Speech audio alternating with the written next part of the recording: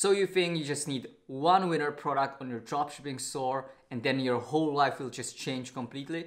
Well, in this video, I'm gonna share with you like all the mistakes, the lessons, and the reality of scaling to 6 figures per month.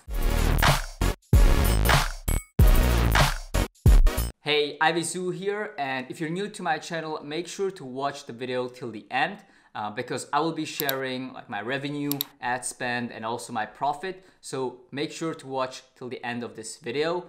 So right now, let's go into the Shopify dashboard and also the ads manager. All right, guys. So for people who are new to my channel or my new subscribers, I'm gonna refresh the screen so you guys can see that everything is real and legit. So let's wait for it to load. It's gonna take a bit of time. Okay, so yeah, 186K for October. Yeah, so as you can see, like let's talk about like this beginning in a little bit. So around this time, I was not sure that I have a winner. But then here on the 6th of October, it just started to grow so much. And during this time, I was barely sleeping, like maybe like an hour a day or two, you know. During this time, it was like out of my reality, like this growth. I thought like I'm gonna grow to like 20K per day or even more because it was just like every day it just started climbing up, you know. So yeah, and then like after a few days, after my first 10K day, I got a PayPal hold. So that's why you can see a dip. But then here, this was my record so far. It was 12K in a day. This was my record so far. Okay guys, so what now? I guess right now I'm gonna just show you the ads manager. Okay, so as you can see, spent 62K on ads last month. And yeah, as you can see, like this number is not the same as in Shopify. I think it's because like Facebook does not really pick up on all the sales. And also like some of the sales come from like sharing and stuff like that. So that's why the numbers are a little bit different. But this number is correct. So I spent 62K on ads, and some people were gonna ask, so I'm gonna just tell you guys. The profit before like taxes was around 19%. Yeah, around 19%. My goal right now is just like trying to push this to 25, 30%. That would be even better. So yeah. Like right now, let's talk about my lessons. So yeah, my lessons. The first one, like the biggest one is don't scale too quickly. I was in a mindset that like it's Q4, I want to milk all the profits, get the most money, you know, quickly. But the problem is like the more you scale, the bigger and like the higher the quantity of problems will come.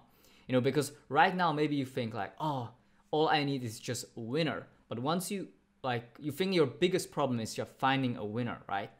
But then once you find the winner, like the problems are just gonna amplify, you know. I'm gonna show like later like what are all the problems, but basically fulfillment, you know. I sold out all the products, and then the shipping times were just like slow, you know, like 30 days or 35 days shipping time, which is slow, you know. Usually like with my supplier, it should be like 15 to 20 days, you know, but because I sold out everything, then, you know, the shipping times were long. The other problem is like PayPal. They don't really like people who scale, you know, because I scaled first. I think it was in June. It was like 30K, around like that. Then I had 3 months. I really struggled, you know, during the summer. I struggled to find a winner. During that time, I almost gave up. So like my monthly revenue there was like 1,000 per month or something like that, you know. And then you know, like in October, it went from like 1,000 per month. Then in October, it was like 186K. So this really freaked PayPal out. And yeah, I'm gonna talk about the PayPal issues later. The other thing is that you need to hire fast. Like when I started scaling, I had just one VA for customer service, and it got very messy. It got very messy because I was handling everything, and the VA was doing just mostly just emails. But you need way more. Like now I have 3 VAs for customer service. I'm hiring another one, so it's gonna be like 4 VAs for customer service. and then like some social media management, like the page, and some product upload and stuff like that. Then I have a video editor. Then I have a person for thumbnails. And then I also have an email marketing expert. And also I recently hired a Google Ads expert. And I also have a coder, I have a coder who's also taking care of, like coding, scripts, and stuff like that, like tweaking on my website. So yeah, the team grew quite big. This was just like all this was done in the last 2 weeks or so. So that's why I was like very busy, and I was not able to like put out so much content because I was hiring so many people. I'm still like teaching them, video editor and the VAs, I'm still teaching them. So that's taking some of my time. Another thing, another lesson is that you really need to hire a good quality people like into your team, especially for like customer service. I'm very satisfied with my current team. Like our response time, our average response time is like 12 hours, So if you have like an angry customer and you don't reply to them like in 1 day, or like even if it's like 2 days, you can get a dispute or chargeback, So you really need to be careful, because these disputes and chargeback can destroy your business. They can just shut down your payment processor. So, it's like this business is not just about the marketing side and about the scaling. You also gotta take care of the after sale and just customer service as well, so you can keep the money that you make. Otherwise, they can shut you down. The next lesson is you need to ship fast. So I never really used AliExpress. I used it for like a week or two with like Shopify, and I really hated it because sometimes like the Shopify, it would just had some issues, and I was not able to automatically like send the order because the person's name was like Mohammed, or there was like a wrong address or something, and there was just so many issues with the app, so I didn't really like it. Also, you need to hire a dedicated person for like fulfillment. So I just have a supplier, and he has like faster shipping times and so on. So yeah, like if you're looking for a supplier, you can find them in Facebook groups, in e-commerce Facebook groups. Just search for supplier, sourcing agent, or fulfillment, and you'll find some in China. So the next lesson is PayPal will hold your money. You need to be prepared. Like before the PayPal holds, I was like scared so much of them. Then once I started scaling, I just felt like invincible. Like I felt on top of the world.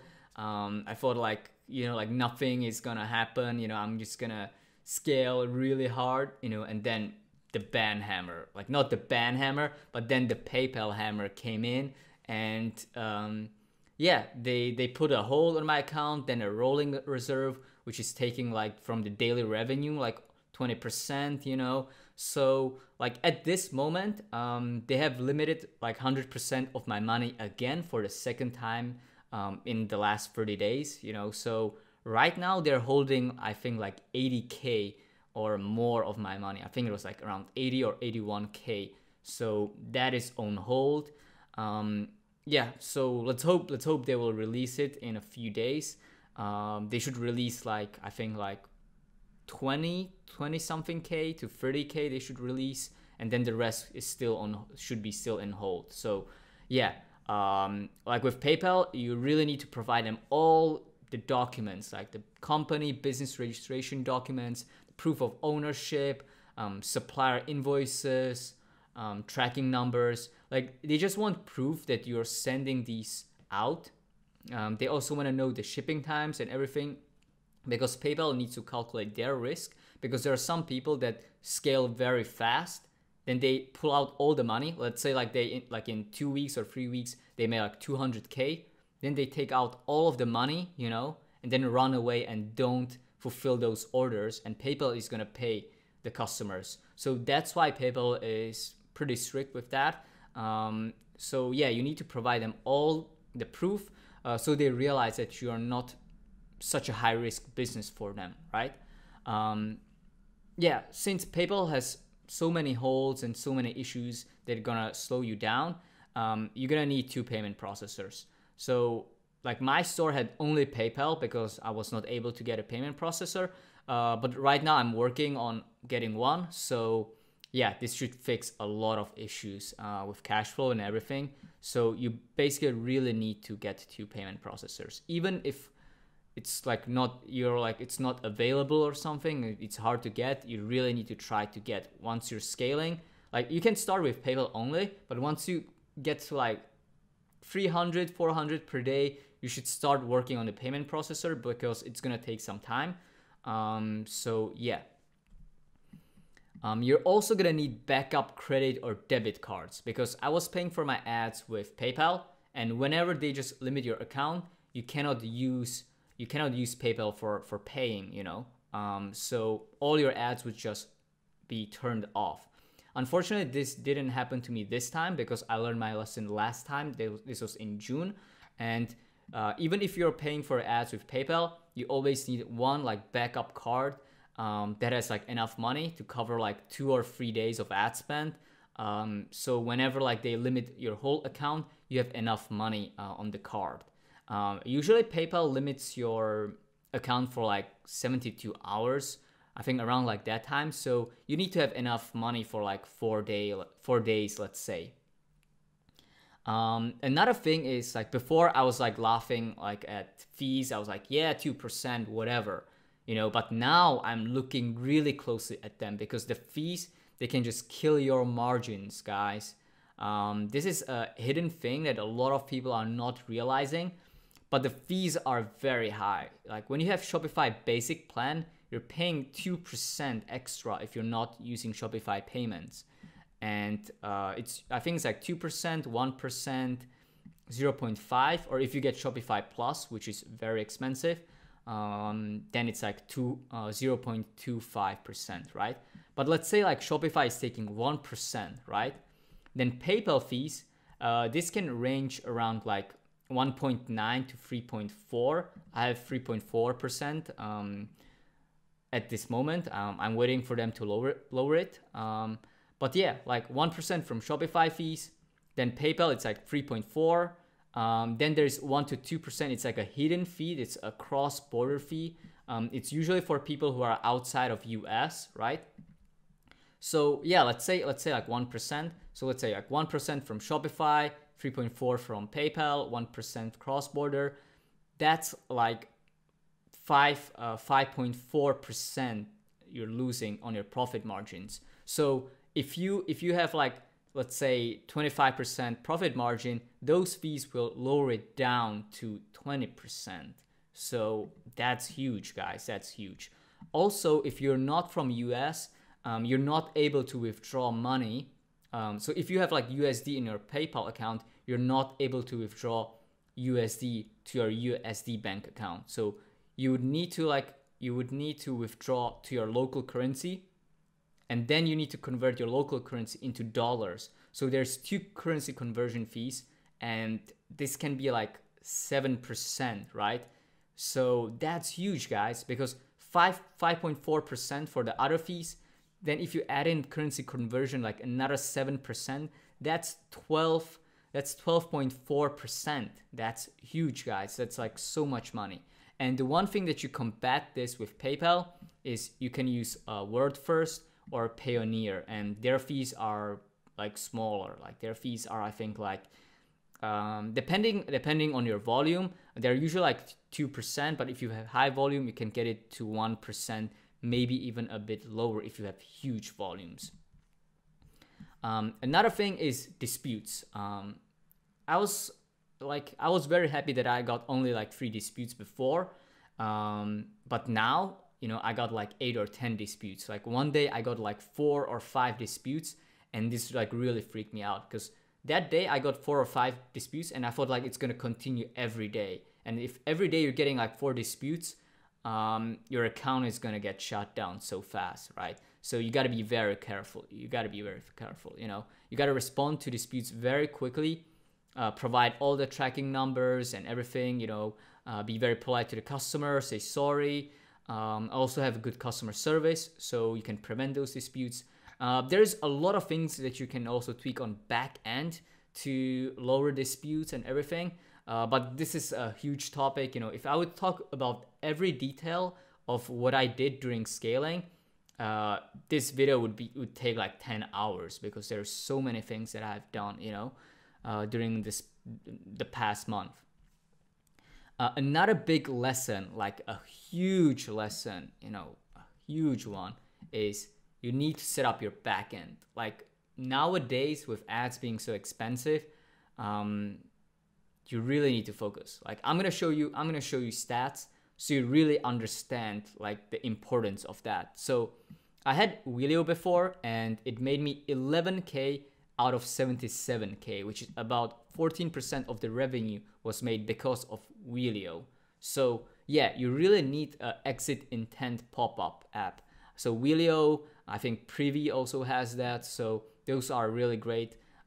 If you're more advanced, you can get an email marketing guy and he can set it up for you like even better, But if you're beginning, like Wheelio is really great. It's like $15 per month, I think, or $30, I'm not sure. So highly recommend this app. Another one is discounted upsells. So I installed this like a month ago and it made me 26K. So discounted upsells is like an in-cart upsell app. So when people like buy, let's say like a dog toy, right? So when they click add to cart, what you can have is you can have like, buy another one at 20% off, right? So a lot of people, like I think like 15 to 20% of people will take that upsell, so this app is also very, very good. So yeah, I think it depends, like it's like 10 to 20% people will take the upsell. So that's huge, guys, that's huge. Yeah. Then there is a shop message. This is abandoned cart messenger app. So this made 12K, over the last, I think it was 30 days or something like that. So yeah, huge apps, like so much money.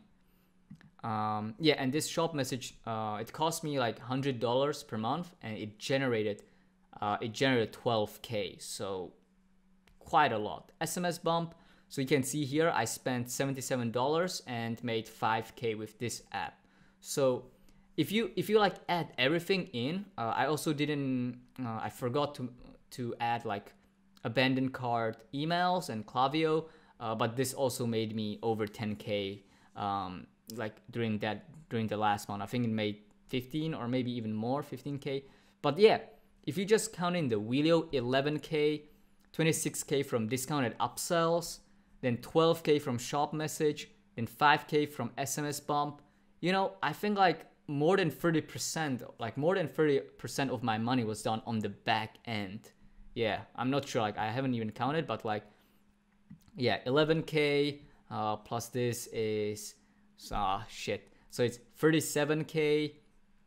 With this is almost 50K, 55K. So 55K out of 186. So it's a little bit less than 30%, right? It's around 30% was made from the back end. So this is huge, guys. Like if you're struggling to get profitable, it's because you're losing the additional 30% of revenue that these apps made me, right? So the back end is essential, guys. Okay, so let's go into the next ones. So like, don't think that scaling is like once you scale, like all your problems will be solved, you'll be happy. No, actually, when you start scaling, there will be lots of issues, like sometimes like the business manager won't work. Sometimes, there's a glitch with Facebook. Sometimes some app doesn't work. Sometimes, like a lot of things like stop working. So you will also make a lot of mistakes. So what you need to learn is you need to always contact support, the app support, Shopify support. Like I contacted Shopify support so many times during the past month. I think it was like every 2 days, every 3 days, I was just like asking them for help with some issue, So you really need to be on point. You also need to learn how to use Google search. If you don't know how to do something, just Google it. If you have any questions how to do something, use Facebook group search. This is very essential. Yeah, so you need to use these. Also, one of the pitfalls is be careful. Don't spend too much time on Facebook or social media. Those are very distracting. So you really need to focus and minimize all distractions. Yeah, so like I said before, like expect that there's going to be way more work, you know. Expect that like it's gonna be very stressful, you know. I was kind of stressing out because I was like making 10K per day and my profit margins were like sometimes 20, sometimes 25. So I was trying to like really work hard to increase the profit margins, because as soon as you do it, you know, you increase your profit margin by like 5%, like the more benefit, like the longer you get the extra 5% every day, right? So like once you start scaling, you need to optimize everything so your profit margins can be better or they stay the same at least, you know, because once you scale, usually the profit margins go low, like decrease. So you really need to work hard on setting up the back end, you know, upsells and everything to increase that. Okay, so the last thing is also spend some of the time on education, on improving, you know. Like it's very important that you implement and work hard, but also spend some time on education, like some courses, coaching, or some high quality YouTube videos that you can learn from. Yeah, like those really helped me to grow so much, you know. There's a lot of people that are buying courses and expecting that to change their life. I don't think so, you know. I don't think a course will really like change your life. But you can learn some nuggets there and there, you know, and this can help you out a lot. But it's not like you're gonna buy one course and you're gonna make millions or six figures, you know. Usually it's not the case.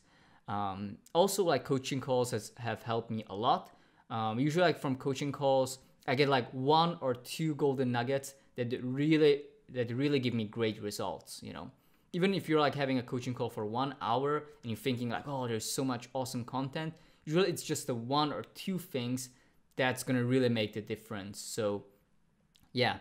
So I think, guys, I think that's it. Like that's all the tips. I think like I must have forgot something, but there is so much like so many things happening that yeah, like if I think of something new, I will tell you guys in the next videos. So you're probably wondering, so like what's next for me? Well, guys, right now I'm focusing on changing my general store into a niche store and building a long-term brand, because this is what's gonna help you with profits, with longevity, because with general stores, they're great to start, but like the testing is like so tiring because you always like gotta think of new angles and new products and new niches, and it's just so tiring. Like right now it's just so easy for me to find a winning product in the same niche, also with all the same pixel data and all like the best audiences that I found. This is way easier. So yeah, so first you start with the general and then you go into a niche store. So my next goal would be to open more stores and just grow my YouTube channel. So thank you guys very much for watching the whole video till the end. If you enjoyed the video, make sure to ask me a question, you know, like regarding scaling, regarding anything. If you need any help, make sure to ask me a question, like this video, and share this video with someone, you know, with someone who's doing like ecom who wants to learn, because on my channel I've documented my whole journey since the start, which was in May of 2018. So you can see all my progress in each and every one of the videos. So thank you guys for watching, and see you guys in the next one.